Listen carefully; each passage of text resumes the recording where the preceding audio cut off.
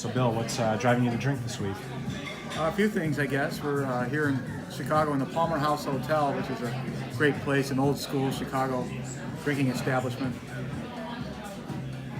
Where in the background they've got the Masters on TV, which is a little sad. We're inside and they're outside on a golf course, so we're gonna have a sip to that. We're also at the here for a reason at the Palmer House for the Midwest Political Science Association, a big convention of academics talking about political science topics. And it's interesting that you don't hear money topics too often in political science conferences, interestingly. Whether or not money matters for our politics and our public policy. However, maybe the political science community could benefit from a stronger emphasis on money and financing and how that relates to our government's financial conditions.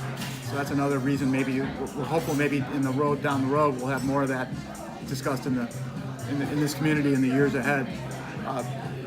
More fundamentally, perhaps, here we are on April 5th with the looming over us is April 15th, Tax Day, and one topic of interest on that score is something called Tax Freedom Day, which is a concept developed at the Tax Foundation for determining when during the year do you finally stop working for the government and start working for yourself.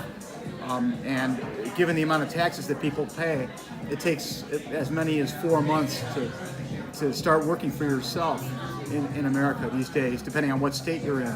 However, this can be looked at in a different light, unfortunately, and that's the fact that government can pay for goods and services two ways. They can tax us, and it can also borrow money against our future. And unfortunately, if you count the spending that's financed with borrowing, not just taxing, and consider that perhaps it's not only the fact that we're working for the government for 4 months, we could be working for the government all the time, the way our federal government and state and local governments have been spending money and borrowing against our future in order to pay for the. So it's useful to consider if Tax Freedom Day ever really exists, sadly. Cheers. Have a nice day.